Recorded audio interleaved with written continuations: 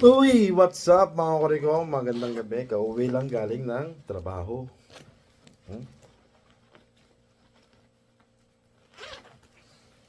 Magandang gabi po sa lahat.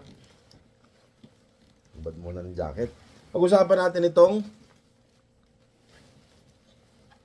Sablayan Occidental Mindoro. Ha? TNT.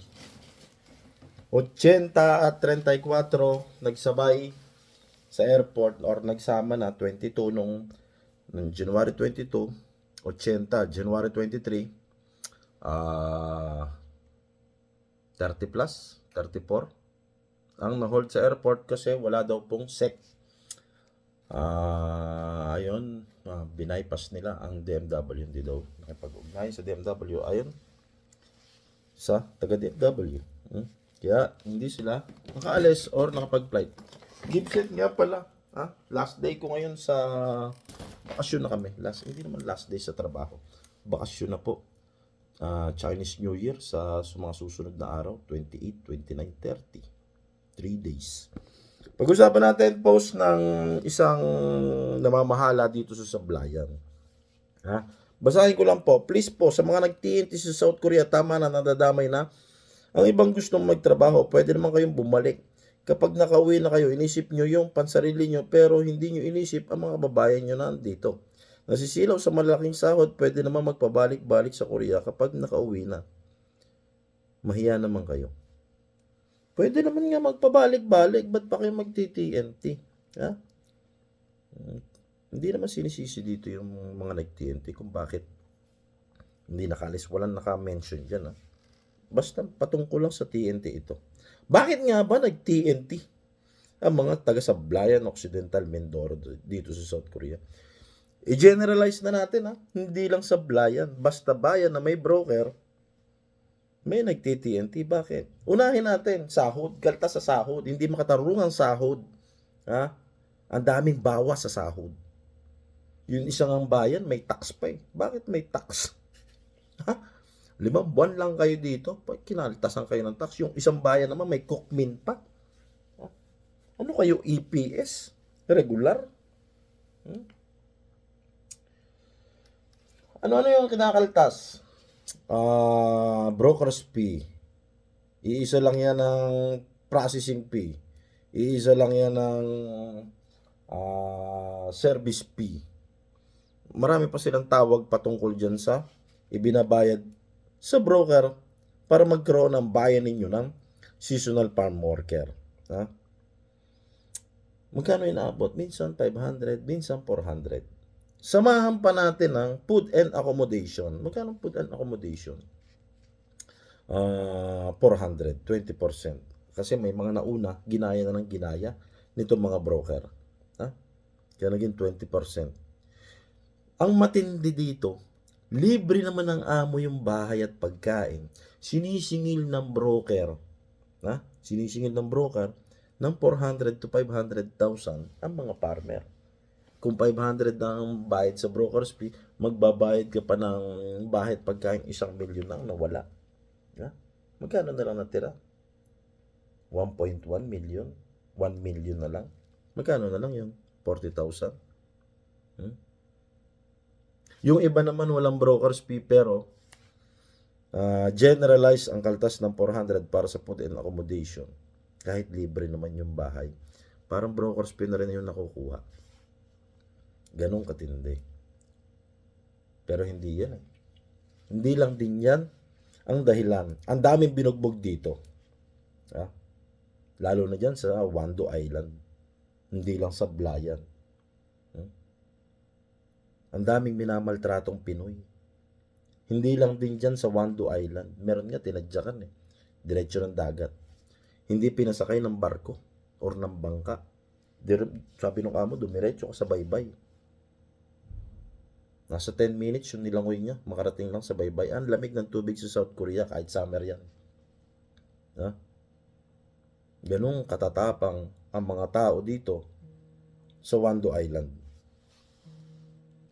Tumatawag. Ganun katitindi.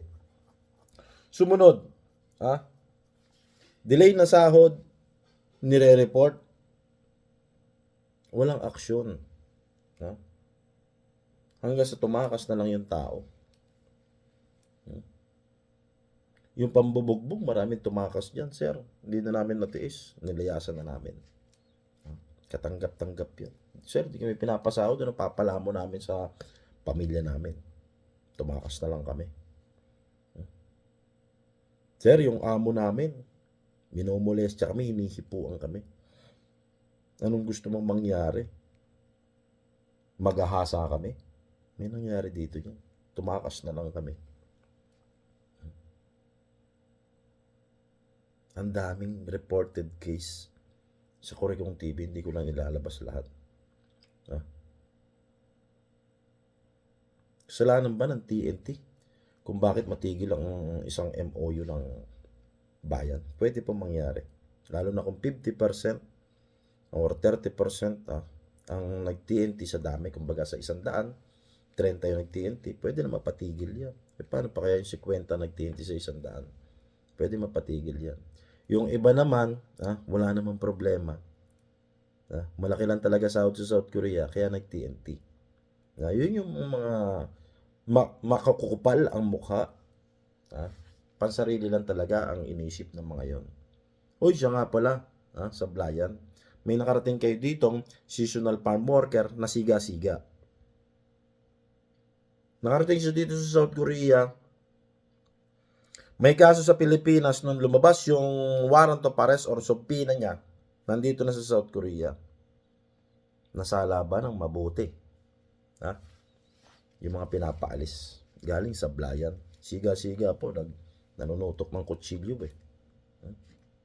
Hindi na lang ako magbabanggit ng lugar kung nasaan siya ngayon. Pati yung mga taga human rights or migrant inaaway. Ang tapang, ang taga Sablayan. Dapat doon sa employer niya ginawa yan.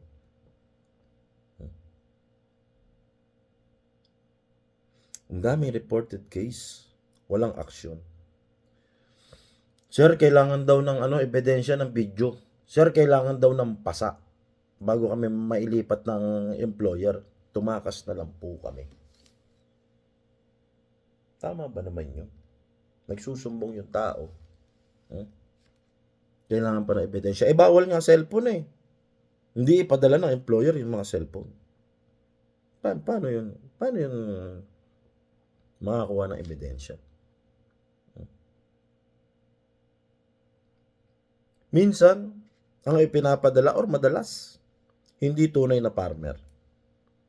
Yung iba, alibay na lang sir, binubugbog kami. Pinitik ka lang sa tenga, binubugbog na yan.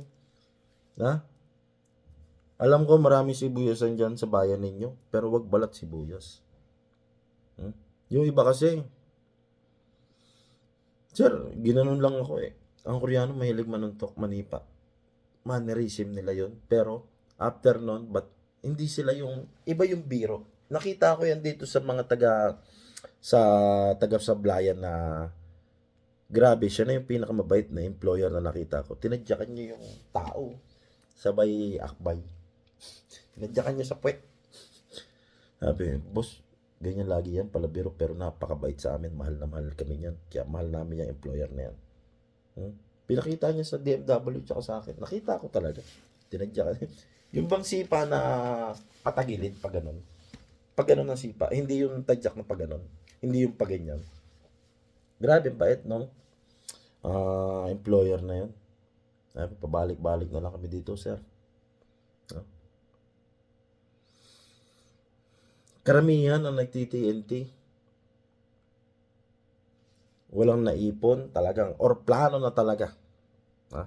Plano na nila na mag-TNT na pag nakarating ng South Korea. Meron nga nagreklamo sa DMW. Sabihin natin yung taga Silang Cavite. Nagdemanda sa DMW. Hindi kami pinapalis Nung pinaalis nung Silang Cavite, 2 days pa lang nag-TNT ng kapal na mukha. Diba? Tapos nagre-recruit pa TNT. Mag-report kayo sa DMW. Kayong benching ko. Tapos pag napaalis kayo, TNT na rin kayo.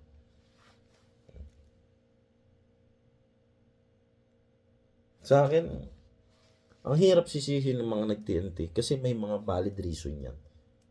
Ang hindi ka tanggap-tanggap yung wala namang problema pero tumakas. Tama naman siya. Pwede naman magpabalik-balik. Kaya lang yung pinababalik nyo, hindi nyo pinabalik eh. Pinagbintangan tumakas. Ha? Kasama siya sa posted ng PEBGP, ha? Sa siyam na aalis, pero hindi nyo pinaalis. Bakit kaya?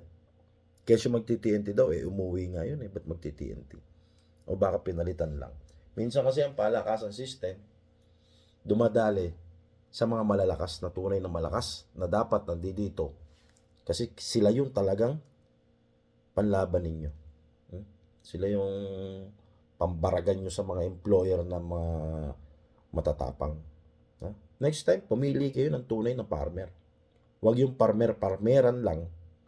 Yung mga aplikanteng ready passport, hindi yung farmer. Ang trabaho talaga niya, mag-abroad. Sa mga hindi farmer dyan, huwag kayong magalit sa akin. Kaya nga seasonal farm worker. Project to para sa mga farmer. Napagbigyan lang talaga yung iba kasi nga kulang sa tao.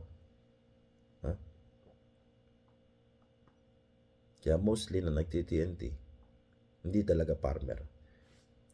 Yun nga ino-operan ko ng G1 visa Uwing-uwi na. Miss na daw yung asawa. Yung mga tunay na farmer, hindi na magtatagal sa abroad. Mas gusto nilang makita yung mga kulot na buhok ng misis nila. Ingat po sa lahat. Good luck and God bless. Sana aprobahan yung mga na-hold. Makapasok ulit kayo dito. Wala pa naman sinasabi na ban ang bayan ninyo. Pero sa mga nag-TNT, hindi ko masisisi yan. Kung yun ay mga pinagmalupitan, sinaktan, hindi pinasahod. Yung sa broker's fee, normal na yan. Pinirmahan niya yan Pero yung wala namang problema sa employer, walang problema sa bayan, nag-TNT, ayun na, anay sa bayan ninyo. Good luck and God bless. Medyo mahaba itong video na to.